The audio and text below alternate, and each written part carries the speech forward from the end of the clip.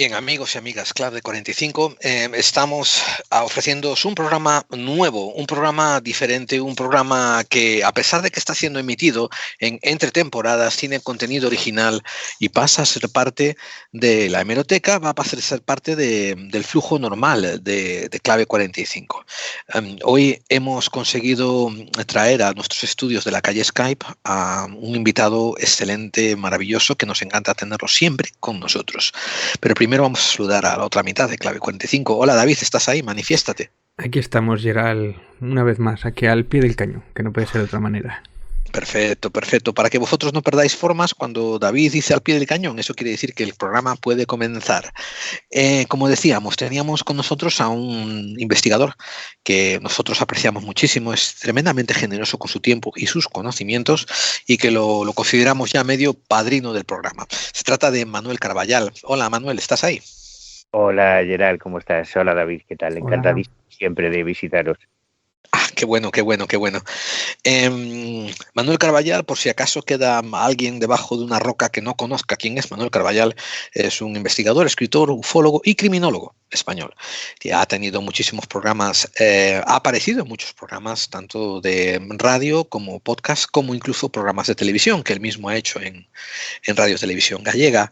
Es colaborador de todas las publicaciones del Misterio a Vidas y por haber en castellano, y es considerado uno de los mejores y más críticos investigadores de campo que hay hoy en día, y tiene un montón de obras en su haber que nosotros hemos recomendado a diestro y siniestro. Me refiero, por ejemplo, Los peligros del esoterismo, Secuestrados por los ovnis, Los expedientes secretos del CSIC, Peligros del ocultismo, la colección. Yo tengo aquí todos los libros, Gerald, tengo aquí a ver, casi todos. Sí, enséñalos para los amigos de YouTube. Mira para ahí, fíjate. Toda la colección de cuadernos de campo. de cuadernos de campo los tengo todos, los 9, aquí está.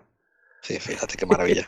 El de Warps, el de Castaneda, que el de Castaneda lo tengo todavía mediado, todavía no me ha dado tiempo. El último, el de Gallego Sabio. El Ojo Crítico, aquí el especial de Humo y otro que me mandaste, que también esto lo tuve que imprimir. Aquí los tengo. O sea, qué maravilla. De otro autor no, pero aquí del señor Carballal poco me falta. Y encantado, además, sí. Una delicia leerle, ¿eh? Recomendadísimo. Sí. Manu, entiendes que la próxima temporada vamos a abrir lo que es una biblioteca de libros recomendados, ¿no? Por Clave 45. Y me parece que hay muchísimos de los tuyos que van a empezar a encabezar la biblioteca de recomendaciones. Hablando de libros, Manu. Sí. Míralo, ahí está David mostrando una cosita muy chula que nos acaba de llegar a tanto a David como a mí. Es un libro precioso con una portada muy bella, muy estilizada, muy artística, titulado El Gallego Sabio. ¿Qué magia, qué misterio es este? ¿Qué es este de un gallego sabio, por favor? Pensábamos que el único gallego sabio que había eras tú. No, yo para nada. Yo gallego sí, pero sabio no llego ni de coña. No, el sabio es el nombre que le puso Antonio Rivera a un paisano, a Óscar Ribrea, un tipo que trabajaba en el Centro Meteorológico de Galicia, que fue el primer ufólogo que existió en España, el inventor de la ufología, en realidad en España, y quizás, fíjate la temeridad que digo, quizás en el mundo. Eso es lo que me deja impresionado. He escuchado la intervención que has hecho tú en el programa del Centinela del Misterio, donde le han dedicado incluso 2 programas, le han dado, 2 entregas, ¿no? a una ponencia contigo hablando sobre el gallego sabio. O sea, mucho mérito a Carlos Busto por no destripar tanto el libro y hacerte unas entrevistas geniales, ¿no? Donde te deja hablar y da muchas pinceladas interesantes. Pero una parte impactante es esa la que me acabas de decir. Estamos hablando de que a lo mejor es el primer ufólogo de Occidente. Bueno, de Occidente y de Oriente, porque primero tendríamos lógicamente que definir qué es un ufólogo.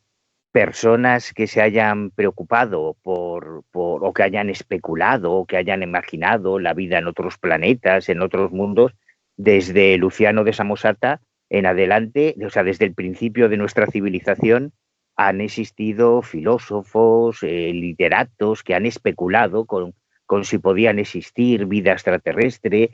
Hay, como siempre han existido, los ovnis, es decir, algo que se ve en el cielo y que el que lo ve no sabe lo que es, Sí. pues que ha habido alguien que ha recogido algún incidente, algún cronista que se ha hecho eco de algún fenómeno astronómico, meteorológico, celeste, del tipo que fuese. Hay incluso personajes muy famosos como Charles Ford, que en realidad era un coleccionista de todo tipo de anomalías extrañas, de lluvias de ranas, de fenómenos extraños, pero la diferencia con Óscar Ribrea es que Óscar Ribrea no se dedicó a nada más. Óscar Ribrea, de hecho, era profundamente escéptico en otros campos de lo paranormal, paradójicamente, a pesar de ser un ultracatólico.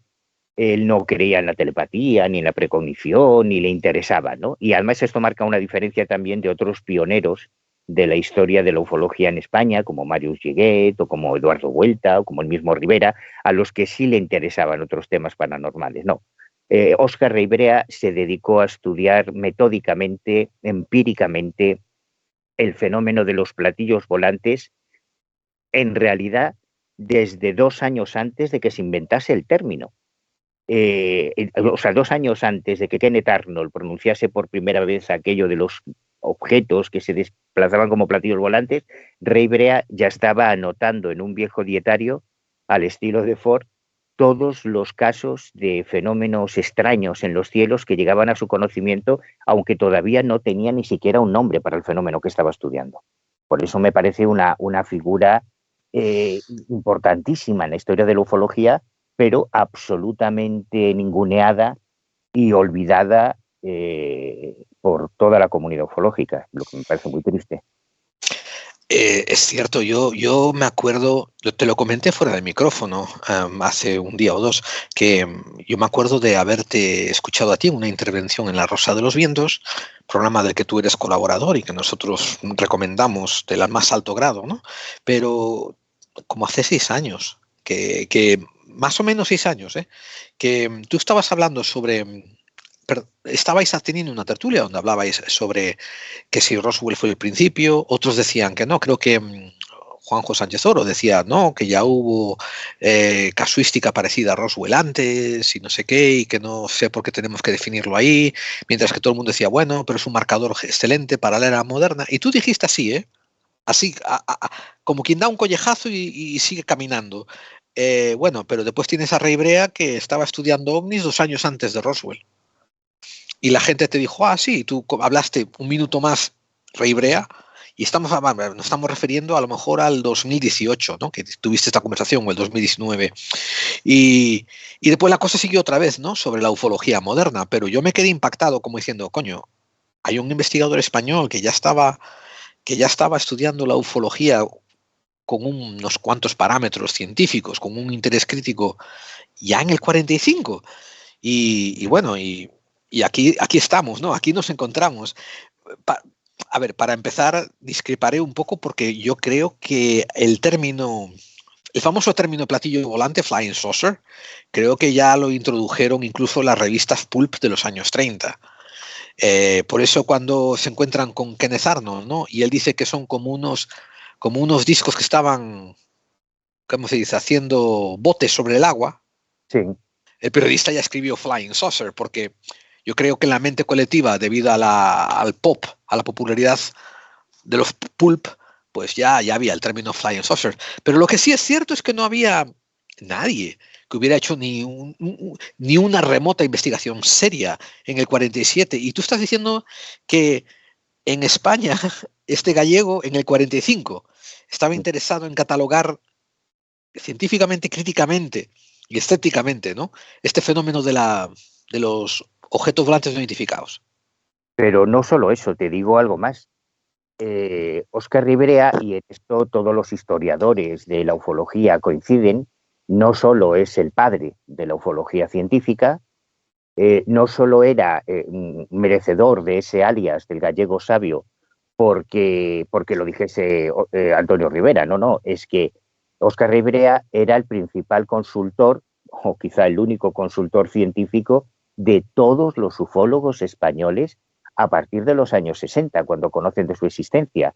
porque yo he tenido la oportunidad de leerme toda su correspondencia con JJ Benítez, con Ballester Olmos, con Manuel Osuna, con Alberto Abel, con Joan, o sea, con todos, y todos le consultaban, como él, además de trabajar en el centro meteorológico, se dedicaba a la astronomía, a la fotografía, a la ciencia en general. De hecho, ganó varios premios astronómicos. Le consultaban todo tipo de cosas, no solo desde el ámbito de la meteorología, sino de la física. Pues un aterrizaje que estaban investigando, le mandaban a él las muestras del terreno, le preguntaban, oye, pues si este avistamiento podía tener una explicación física, astronómica, meteorológica. Entonces era el principal consultor, pero como te digo, no solo fue el inventor de la ufología científica, sino que además, y esto es absolutamente anómalo y extraordinario, fue el inventor de la ufología de campo, porque Óscar Reibrea, antes que nadie, se iba a los lugares a entrevistar a los testigos, a ver el lugar, la escena del misterio, como le llamo yo, ¿no? Como la escena del crimen, pues él iba a la escena del misterio, y esto es algo inaudito que no hacía nadie. O sea, décadas antes... ¿A qué años te estás refiriendo? ¿En los años 50? Sí, no, y en los años 40, desde el ¡Wow! principio. O sea, es absolutamente alucinante lo que hacía este tío en solitario. Además, recuerdo que en una de las cartas a Rivera le decía que él siempre se había sentido más solo que un náufrago, porque entre 1945, cuando él empieza su investigación, y el 47, que explota el fenómeno de los platillos volantes a nivel sociológico, él ni siquiera sabía lo que estaba estudiando. Él empezó a investigar porque 2 años antes, en 1943, siendo voluntario de la División Azul, esa unidad de voluntarios españoles que combatieron con los alemanes durante la Segunda Guerra Mundial en el frente ruso, donde él además fue condecorado, bueno, tiene una historia épica muy sorprendente, lo que demuestra que no era un tío que se acongojase fácilmente. Pues en septiembre de 1943, en pleno combate, en plena batalla, en el frente de Pushkin, en el asedio a Leningrado, 7 compañeros suyos de la División Azul ven un disco volador, un platillo volante, 4 años antes del caso Arlo. Pero claro, para todos ellos, cuando se lo cuentan a Rey Brea, y Rey Brea después... Que vale matizar que Rey Brea no lo vio, ¿verdad? No.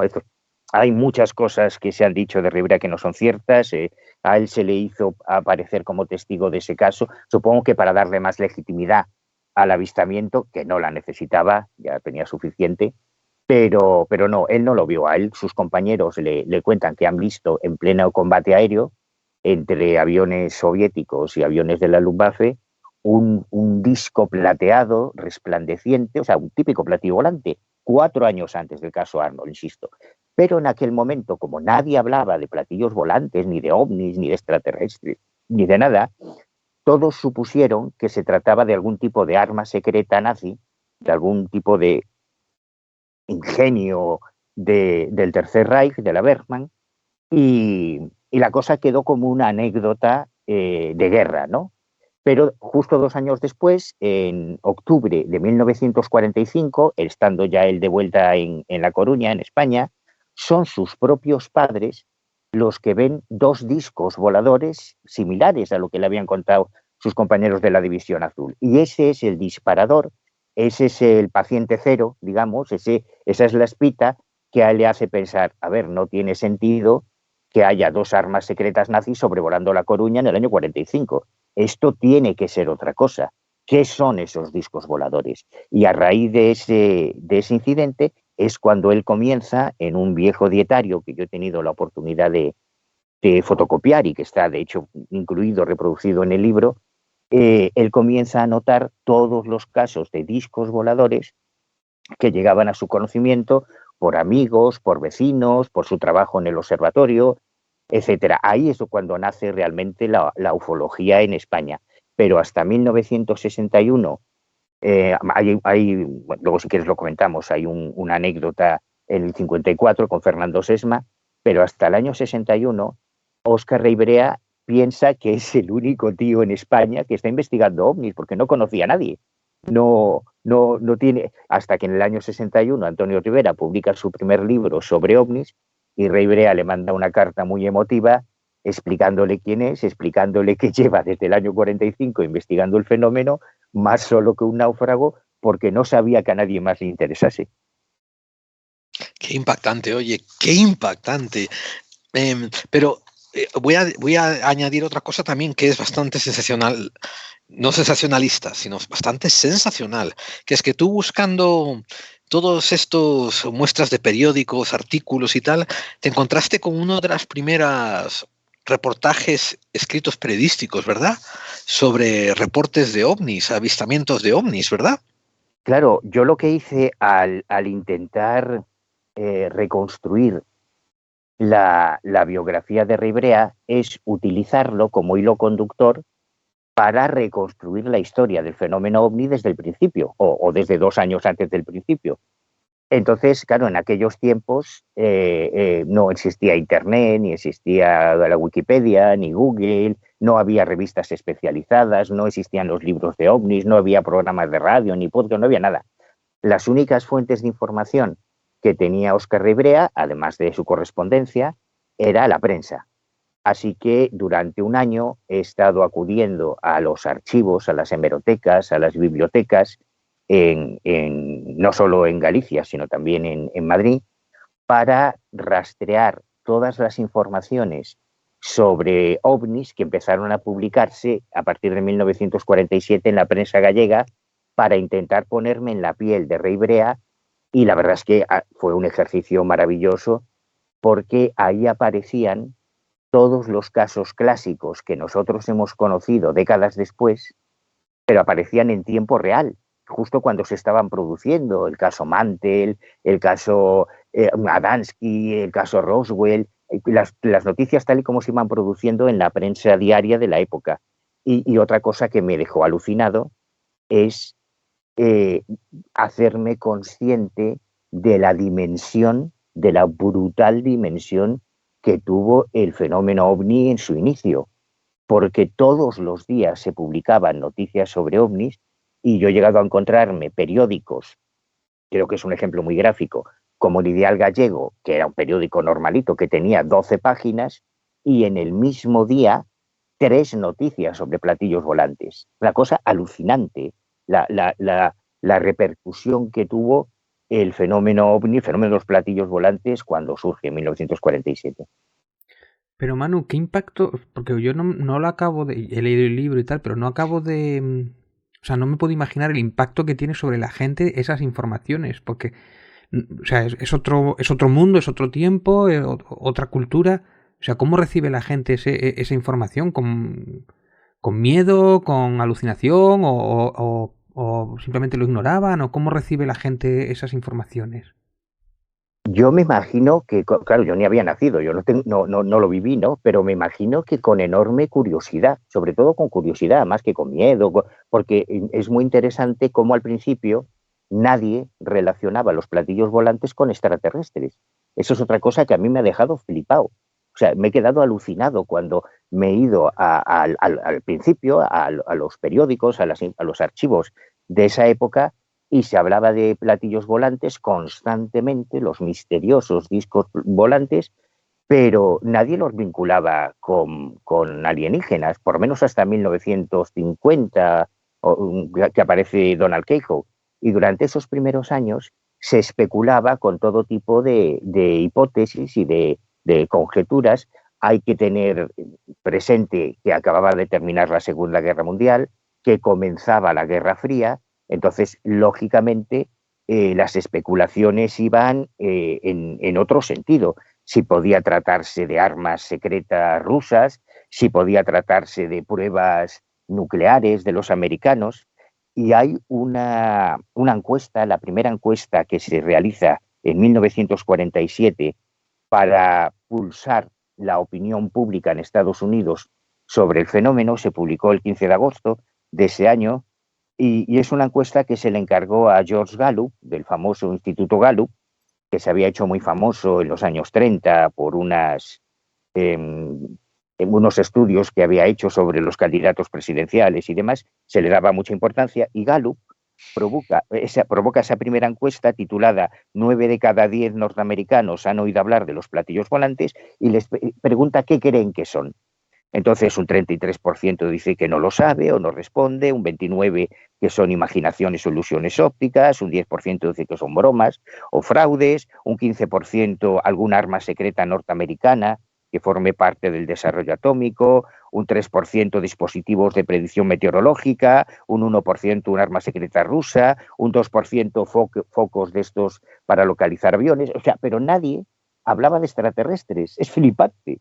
Pero entonces no existe lo que llaman la contaminación cultural y además tú te encuentras las noticias de primera mano, o sea, sin intoxicación, sin añadidos, sin mitología alrededor, te las encuentras lo que recibe el periódico directamente. O sea, son dos cosas que cambian muchísimo, ¿no? De lo que hemos construido ese mito a lo que te encuentras allí, eso es otra cosa. A mí me gustaría añadir una cosa, que esto es algo que he estado reflexionando muchísimo y cuando he leído el libro de Manu me ayuda a poner las cosas un poco más en perspectiva, que es que yo estoy convencido de que desde 1800 en adelante, estamos hablando de 2 siglos, desde 1800 en adelante hay un grupo de gente en Occidente que ya concibe la noción de pluralidad de mundos y de vida extraterrestre. Pero este grupo de gente, por lo general, pertenecen a élites culturales. Quiero decir, si bajáis al pueblo donde está la gente llenando el cubo de agua para llevarlo a casa, no saben de qué carajo estás hablando, ¿no? Si le hablas de la pluralidad de los mundos o de vida extraterrestre. Pero de la misma manera, ¿no? En que había grupos de escritores que se interesaban por el efecto de las hermanas Fox, ¿no? Del espiritismo, y había también este entrelace entre esoterismo y extraterrestrismo. Por ejemplo, cuando muchos muchos aficionados, Lovecraft es uno de estos representantes, pero piensa en la Blavatsky, ¿no? Y toda su teoría metafísica. Mucha gente que estaba afiliada con la Blavatsky de grupos, círculos intelectuales, no tenían problema en devenir a que esos contactos y mensajes que recibían eran de los maestros extraterrestres. Entonces empezaban ya, a hacer una mezclilla de todo. Pero no hablaban de platillos, claro. No, espérate, es que John Carter tampoco había platillos, me parece. A eso te iba yo a una diferencia primordial.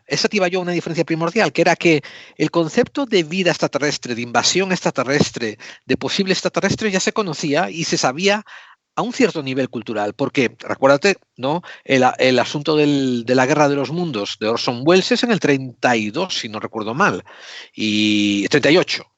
Y bueno, eso ya es antes del, ¿cómo se dice? Del Roswell, ¿no?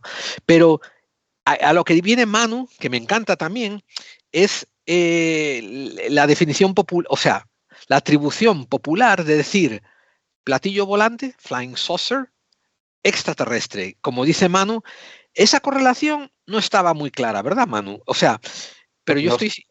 No solo no estaba muy clara, si es que no existía. Claro, sí. O sea, es cierto, te lo comenté antes, desde Luciano de Samosata, que es el autor del primer relato de ciencia ficción de la historia, creo que en el siglo II o el siglo IV después de Cristo, o sea, desde siempre, y además es normal, o sea, tú imagínate a nuestros tatarabuelos cuando están por la noche contemplando un cielo estrellado y ven pasar un bólido. Hostia, ¿qué es eso? Se ha caído una estrella.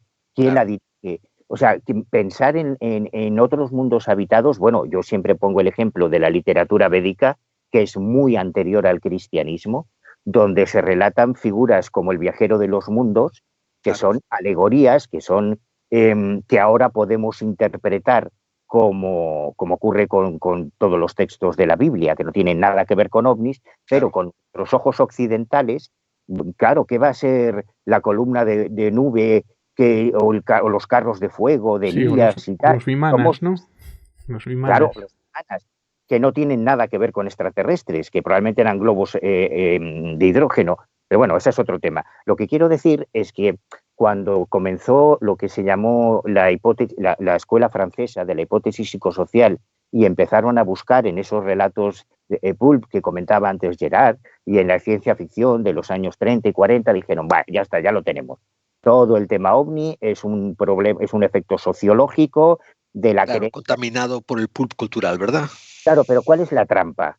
Que es lo que yo he descubierto, es que para mí ha sido un renacimiento este trabajo, porque ha sido volver a leerme todo desde el principio con otros ojos.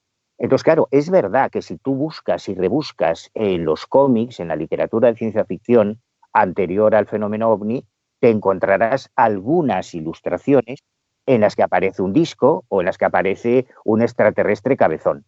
Pero en la inmensa mayoría las naves espaciales eran cohetes, eran esferas, eran rectángulos, y O esto no nos barcos. dicen, o barcos, claro. Y los extraterrestres eran gigantes, tenían 2 cabezas, tenían tentáculos, pero claro, eso no encaja en la casuística ufológica. Entonces, yo creo que los defensores de la hipótesis psicosocial nos han hecho un poco de trampa con este tema, porque si tú seleccionas Claro. extraterrestres negros, pues tú dirás que todos los extraterrestres son negros y habrá miles de casos de extraterrestres negros o amarillos o verdes o grises o azules. Depende de la selección que tú hagas. Pero hay una cosa Claro. más. Si tú solo buscas eso, vas a encontrar en la historia de la humanidad, que es muy amplia, vas a encontrar referencias a personas que se planteasen la pluralidad de mundos habitados. Pero vas a encontrar muchas más referencias a los gnomos, a los duendes, a las hadas, a los pitufos, a los yetis, a cualquier Sí, cosa que... apariciones marianas. Pero Manu, pero eso no es Hombre, lo si que es que defiende, eso no es lo que defiende precisamente la teoría psicosocial. Esto igual hay que explicarlo un poco. O sea, yo entiendo que en su origen no, pero después, una vez que tiene una persona un fenómeno extraño o le pasa un acontecimiento fortiano, otra cosa es cómo lo entienda él y cómo te lo cuente. Que eso es la manera de explicarlo a veces, que ante un mismo fenómeno te diga que es la Virgen, o que te diga que es un gnomo, o que te diga que es un alien.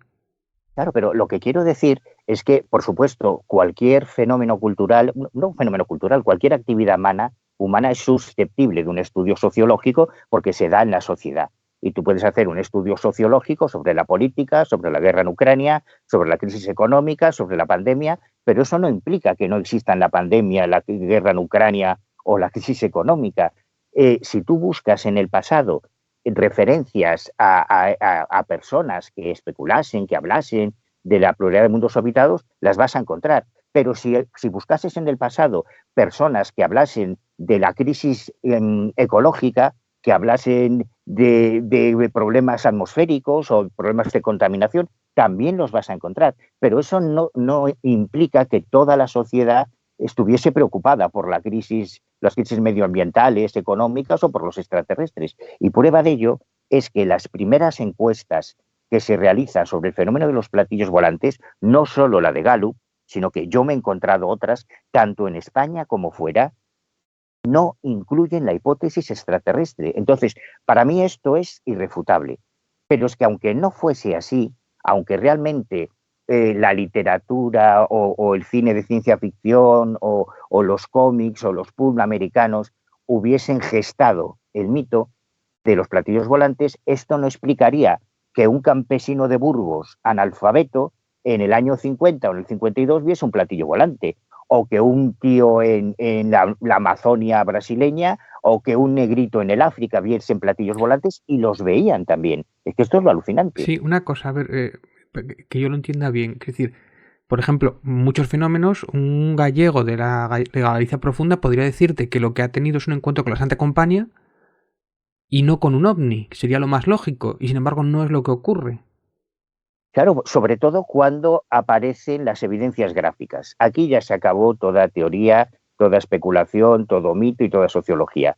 La primera fotografía de un ovni se toma en España en 1950 y además no la toma un tipo cualquiera, sino que la toma un corresponsal del Nodo, del noticiario dominical, que era, no sé, como el telediario actualmente, ¿no? Imagínate, el corresponsal del telediario en Baleares, con otros 4 o 5 testigos, fotografían un ovni, pero además un pedazo de ovni que aparece en las portadas de todos los periódicos de España.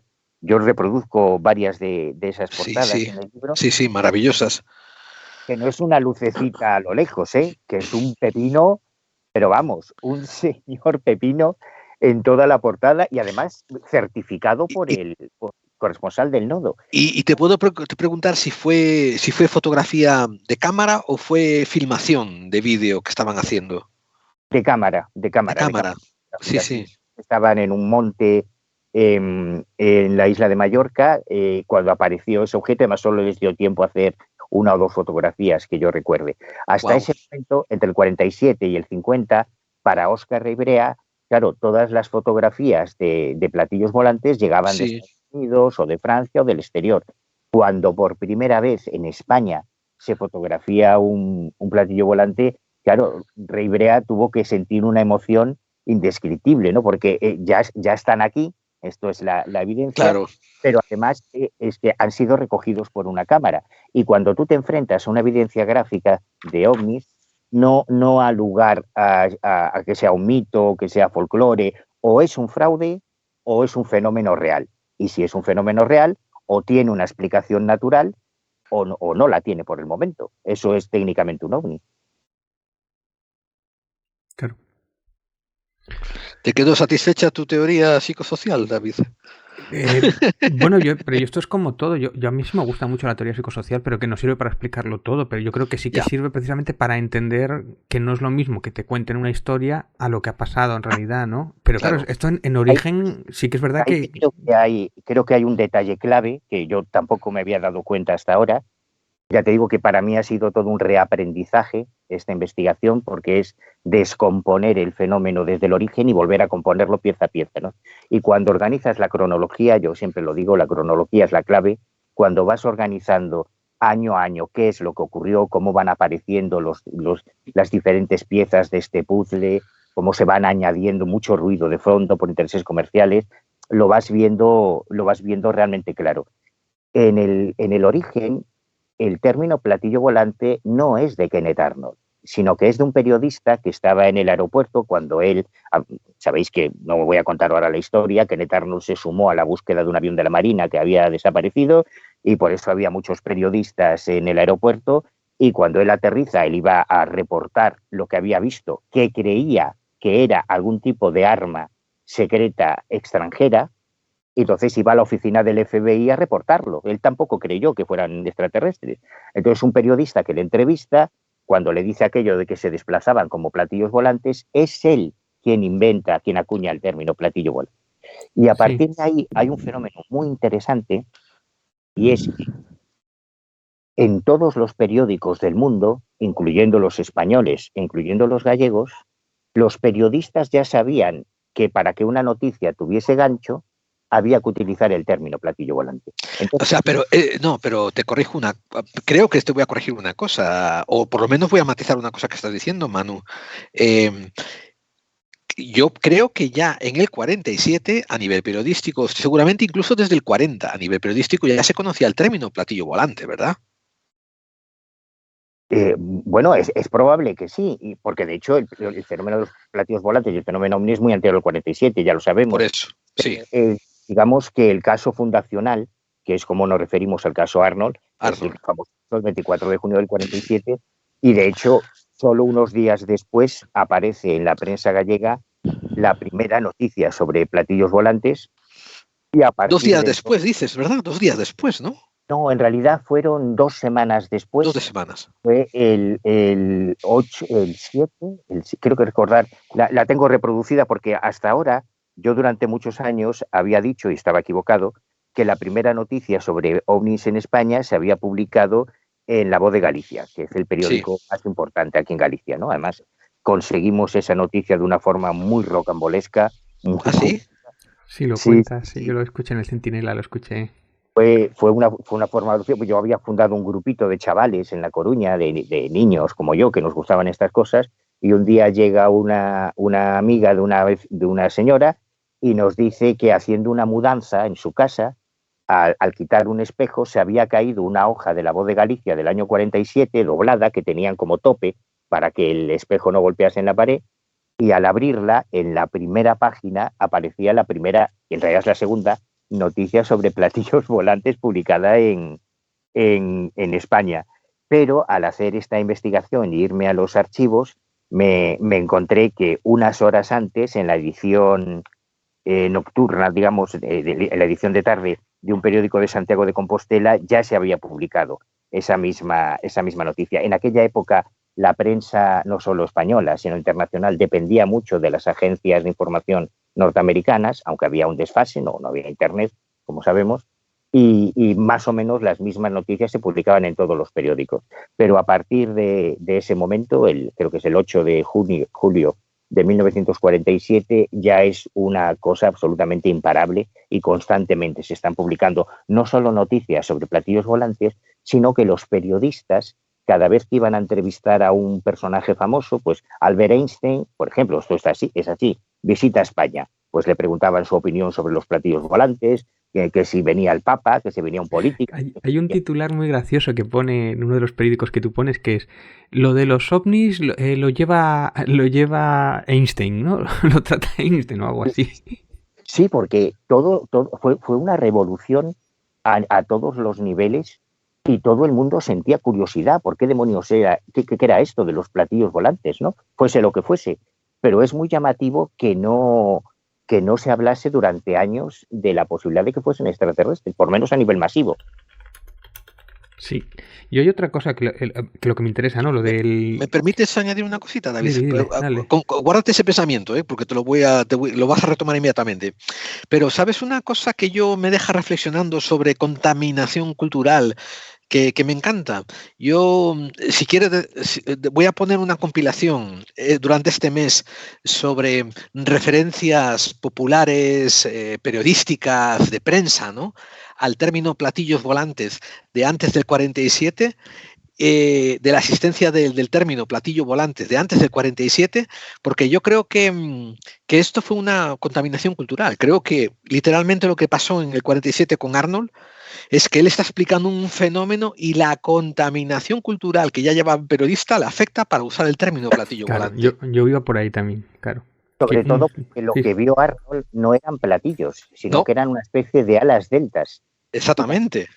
Hay un caso que, fíjate, yo lo había leído hace muchos años, lo tenía súper olvidado y lo retomé ahora, el caso Rhodes, que es uno de los primeros casos de ovnis. Se produce un par de días después del avistamiento de Arnold, solo que este tío fotografía esa especie de alas delta, con lo cual ya tampoco podríamos hablar de una alucinación de Arnold, de una conjetura, pero no son platillos. Tiene otra... Sí.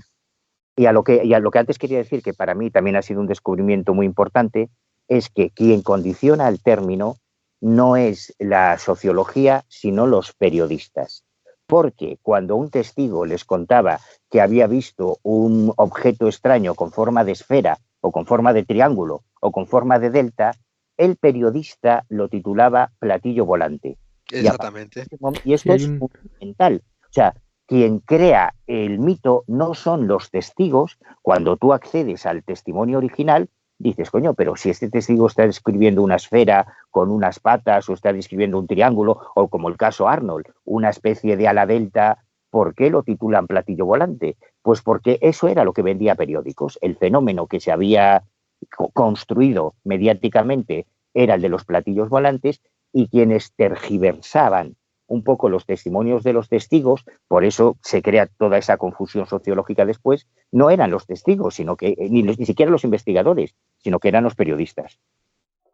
Y otra cosa que me llama mucho la atención, que tampoco estamos hablando de simplemente naves o aparatos o cosas volando, pero no hay ni encuentros en tercera fase, ni abducciones, hasta que llega Betty y Barney Hill, que es bastante después, ¿no? O sea, es como que no hay esos contactos, simplemente hay algo que vuela por ahí, y eso me llama la atención también. Sí, y de hecho Ray Brea distinguía mucho lo que él consideraba el fenómeno genuino, el fenómeno original de los platillos volantes, de todos esos añadidos que fueron sumándose, todo ese ruido de fondo que fue sumándose con el paso de los años. Hay un fenómeno, digamos, primigenio, que es el de esos objetos, de la forma que sean, que aparecen en los cielos, que son detectados en los radares, que son fotografiados, que son filmados, y luego se van añadiendo todo ese tipo todo ese ruido de fondo. Por ejemplo, cuando aparece George Adamski con los contactados, que en Estados Unidos aparece en el 52, pero en España ya en el 54 aparecen los primeros contactados. y las primeras sectas y los primeros cultos ovni, cuando aparecen las abducciones, luego llegan las mutilaciones de ganado, el pacto con los gobiernos, los Cheldrains, los orbes, claro, y llegamos al día de hoy que el fenómeno ovni es un sin Dios, es un cajón desastre donde cabe todo. Sí. Puedes meter al monstruo lagonés, al Yeti. O sea, hay que decir que todo lo fortiano no llega hasta que llega el 61 con la abducción Betty Barney Hill. No. Espérate, porque cronológicamente esto es importante. No digo Charles Ford en sí, que recopilaba casos Adamski, extraños, sino en los casos ovni, en los encuentros o en tal. Simplemente lo ven, pero no hay nada fortiano ni nada extraño. O pregunto, vamos. Pero Adamski en el 60, en el 59 y 60, ya está hablando de contactismo, de encuentros con la tercera fase, en la tercera fase. O sea que eso es precursor a... La cronología, la fecha clave, el año cero, digamos, para la hipótesis extraterrestre aplicada al fenómeno ovni es 1950, cuando Donald Keyhoe publica su famoso libro Los platillos volantes son reales, donde cierto. El fenómeno es real, estos platillos volantes, y además son extraterrestres, y además el FBI y el gobierno lo sabe y calla.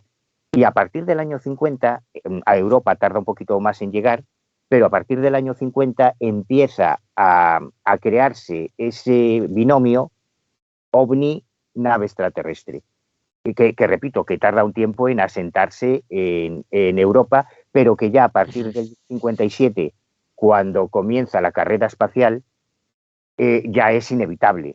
Cuando sale el Sputnik, el primer satélite artificial al espacio, y después Yuri Gagarin se convierte en el primer humano que sale al espacio, claro, era inevitable que ahora sí, a nivel masivo, la sociedad pensase, hombre, si nosotros ya estamos saliendo al espacio, ¿por qué los platillos volantes no pueden ser humanidades de otros planetas que nos visiten? Y es a partir de entonces, mediados de los 50, cuando ya la hipótesis extraterrestre se asienta dentro del imaginario colectivo, pero no es la única, porque al mismo tiempo, y yo hago una cronología de todas esas hipótesis que van apareciendo, la hipótesis de los ovnis satánicos, de los ovnis diabólicos, la hipótesis de los critters, de los EVEs, de que los ovnis son entidades criptozoológicas, la hipótesis psicológica de Carl Gustav Jung, todo eso surge a finales de los años 50 y van conviviendo distintas hipótesis, aunque evidentemente la masiva es la hipótesis extraterrestre. Oye, pero sí, David, qué maravilla esto de que... Me refiero, qué maravilla por dónde está llevando Manu. Qué maravilla por dónde nos está llevando Manu acerca de la historia de la ufología y su progreso, pero pensar que la primera persona que se lo toma en serio y que empieza a hacer investigaciones de campo y un análisis científico es un gallego años antes de Kenneth Arnold. Esto no sé, Manu, esto tendría que estar, tú tendrías que estar dando conferencias en el Corte Inglés, ¿no? De gente firmándote este libro, tío. En la Cámara de los Lords, como... En la Cámara de los Lords. Lo que ocurre es que, ya lo comentaremos en su momento, Óscar Ribrea era un espíritu libre, y además era un tío bastante crítico, paradójicamente, repito, para ser un católico convencido, y cometió un pecado terrible que fue no callarse ni debajo del agua y desmontar antes que nadie, también muchísimos años antes que nadie, el mayor fraude de la historia de la ufología. Y eso en aquel tiempo le valió ser, digamos que, excomulgado de la comunidad ufológica, caer en el olvido y de hecho ahí ha permanecido y todavía permanece para la gran mayoría de aficionados a los ovnis, que no tienen ni de pajolera idea de quién es Óscar Ribrea ni de todo lo que hizo muchas más cosas, además de estas. Sí, bueno, estás hablando del caso Humo. Sí, iba a decir yo. Danos un par de pinceladas acerca de su intervención, su involucración con el caso Humo. Muy breves pinceladas, Manu, muy breves, titulares. Él conoce el caso Humo a través de Antonio Rivera, como te decía, en el año 61 empieza una correspondencia deliciosa con toda la comunidad ufológica. Además, nuestros predecesores tenían la costumbre de hacer una copia con papel carbón o una fotocopia de la carta que enviaban con lo cual tú ahora tienes la pregunta y la respuesta, tienes la carta de uno y otro, y es como acceder a su grupo de WhatsApp, ¿no? Imagínate que todos los pioneros de la ufología tuviesen un grupo, y es maravilloso. Entonces, en un momento determinado, Antonio Rivera le pregunta por la estrella Wolf 424, sin decirle nada de humo. Y Óscar Rivera, como astrónomo y férreo defensor de la hipótesis extraterrestre hasta que se murió, o sea, poco sospechoso de ser un pseudoescéptico, le dice, hombre, no, Antonio, dime cualquier otro sitio, pero la Wolf 424 es una estrella binaria, un astro frío, que no tiene franja de habitabilidad, que no, ahí no puede haber vida. En cualquier otro sitio sí, pero ahí no. Y Rivera se mosqueaba con él, ¿no? Decía, joder, pero ¿cómo dices eso? Tenemos evidencia de que ahí hay algo y tal. Durante los primeros años, Rivera no sabe nada de humo, a pesar de que, por ejemplo, Antonio Rivera le pide que investigue el caso que se produce entre Betanzos y Villalba de un avistamiento de un supuesto platillo volante con el símbolo de humo. Y ahí es donde yo me he dado cuenta de qué pasta estaba hecho este tío, porque durante meses Rivera se patea todas las 3 carreteras que hay que unen Betanzos y Villalba, las 3 rutas posibles que podía haber llevado el testigo. Pone a buscar testigos a todos sus amigos, conductores de autobús, viajantes, engañaba a su familia para llevársela, ¿no? Que nos vamos a un balneario muy bonito y tal, para poder ir buscando testigos. Durante meses se peinó todos los pueblos, hizo un trabajo de campo monumental, encontró un montón de casos de otros avistamientos, pero al final le decía a Antonio, esto es un fraude, esto no es real, todavía sin saber nada de humo. Hasta que se publica la revista Cíclope. En el número 2 de la revista Cíclope, Rivera publica un artículo con 2 de las fotografías de San José de Valderas, y solo con esas 2 primeras fotografías Rivera hace una valoración con las cosas que a ninguno se nos habrían ocurrido, pero claro, él se dedicaba a la meteorología. Entonces, claro, él en cuanto ve la formación de las nubes que aparecen en las fotos de San José de Valderas, fíjate que en esto no había caído nadie, le dice, oye Antonio, esto es una maqueta, esto que cuentan los testigos de que tomaron las fotos, claro, esas nubes son estratocúmulos y limbos que tardan tanto en tiempo en moverse como aparece ahí, por lo tanto entre una foto y la otra pasaron varios minutos. Bueno, es acojonante el análisis que hace de Valderas, es acojonante. Luego ya le llegan los primeros informes, hace una valoración de los informes, se va a Madrid a investigar el caso sobre el terreno, conoce a Jordán Peña, bueno, la historia es mucho más larga. Y en 1972 comete la osadía y la imprudencia. La historia de cómo se gestó ese artículo también es muy chula, porque él no quería publicarlo, a él le invitan desde el CEI a publicar su análisis del caso Valderas en la revista Stendek, y él inicialmente se niega, porque no quería perjudicar a su amigo Antonio, ¿no? Antonio ya se había metido de cabeza, ya había publicado un caso perfecto, ya se había metido de cabeza a defender humo. Creo que tenía incluso 3 libros para entonces, ¿no? Sí, porque, bueno, no solo él, porque Humo se escapó al control de su creador desde el principio y se extendió por todo el planeta. Pero es que además en el año 72 ocurrió algo que yo creo fue determinante para que cambiase de opinión Rivera, que es el suicidio de Joan Turú y de José Pérez Rodríguez Moreno, los primeros ufólogos que se quitan la vida ese año 72. Y justo después Rivera manda el artículo a Stendek, y eso fue su condena, porque a partir de ahí ya desapareció para la comunidad ufológica y hasta hoy. Que bueno, una cosa, yo viendo las fotos precisamente de estas que estoy poniendo aquí, yo lo que noto principalmente que dice que igual decir, el enfoque. Es que ese ovni está muy enfocado, pero es que en la lejanía está desenfocado.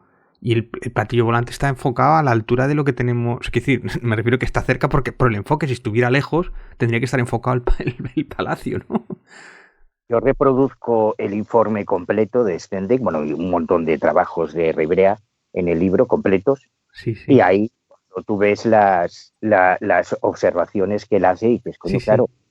Es que él repitió lo mismo que hice yo muchos años después, lo reprodujo, y él te explica cómo los postes que aparecen en primer término, si están enfocados. Incluso, no sé si estás viendo la pantalla, la foto que tú replicas aquí haciéndolo del caso, pasa un poco lo mismo. Tengo el enfoque cerca porque el objeto está cerca y el lejano está desenfocado, obviamente, pero si estuviera lejos el coche, lo que tiene que estar enfocado sería lo de lejos, ¿no? Claro, lo que tiene más mérito de esta historia no es ya que Óscar Rivera se atreva a hacer el primer informe también el primero, siempre fue el primero, que desmonta el caso Valderas, sino que él además añade que todo humo es un fraude y que el que está detrás es José Luis Jordán Peña.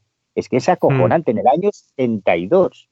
O sea, que nosotros tardamos décadas en llegar a las mismas conclusiones, porque claro, porque la historia de Ribera fue totalmente borrada de la historia de la ufología española. Pero él ya en el año 72 había resuelto el tema y nadie le hizo caso, claro. No solo le hicieron caso, sino que lo mataron. Claro, ahí está el problema del negocio, de que no se puede retractar cuando ya ha escrito los libros, porque la editorial igual no deja retractarse.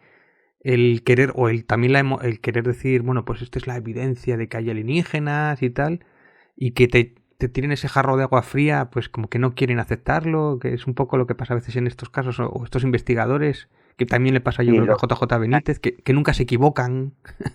Los problemas empezaron en 1970, yo también esto lo subrayo en la cronología, porque hasta 1970-1969 hay una primera reunión de ufólogos, la primera reunión de investigadores españoles que se da en Galapagar, en Madrid, donde van Antonio Ribera, va Vicente Juan Ballester Olmos, va Carlos Murciano, va Manuel Osuna, va José Darnaude, el hermano de Ignacio Darnaude, porque Ignacio todavía era muy pequeñito, y va Óscar Ribrea. Óscar Ribrea está en esa primera reunión de ufólogos.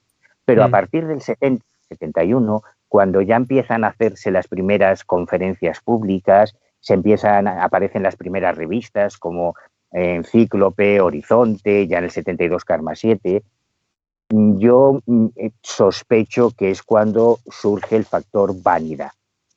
Y cuando ya tú das una conferencia, el público te aplaude, te piden hacerte una foto, te piden un autógrafo, y hombre, todos somos humanos, ¿no? Y ahora tenemos Tinder, pero imagínate en aquellos años, que te vengan unas chavalitas ahí, ¡ay, que usted es un investigador de platillos volantes, qué maravilla!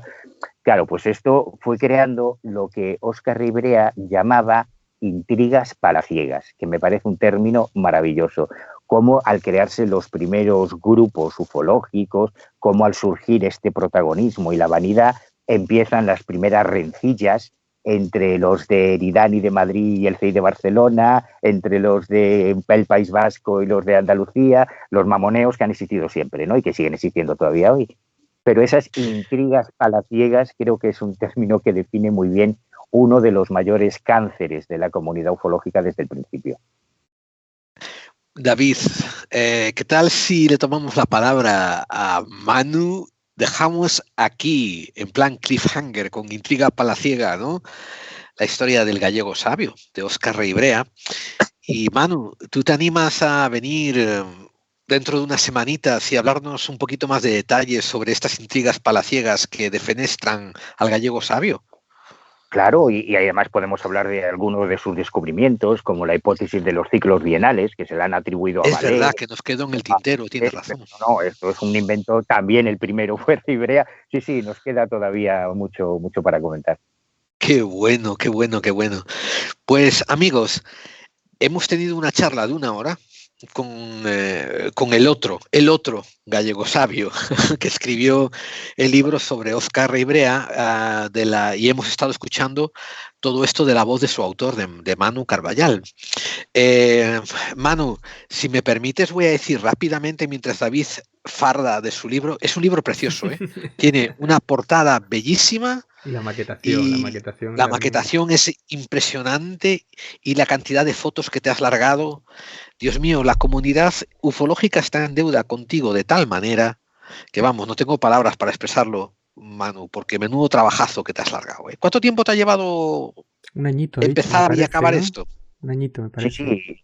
Sí, un año. O sea, un año porque me quería dar mucha prisa, porque no lo hemos comentado. Hace solo unos días, el pasado 6 de enero, se cumplió el centenario del nacimiento de Óscar Ribrea. Pasado 6 de enero se cumplieron 100 años y yo me había propuesto no comer, no dormir, no ir al baño, o sea, lo que hiciese falta para tener el libro para el centenario, ¿no? Que saliese. Qué bonito. Para el centenario. Qué detallazo, tío. Pequeño homenaje. Y sí, hace solo unos días se cumplieron 100 años del nacimiento de este pionero de la ufología española. Bueno, este libro No sé si estará disponible en Amazon y en el Corte Inglés todavía, no lo sé. Manu, corrígeme. Temo que no, pero claro, porque estos son autoediciones que hago yo. Entonces yo me fui al banco, vi el dinero que tenía, llamé a la imprenta y le dije, oye, ¿cuántos libros me puedes hacer por esta pasta?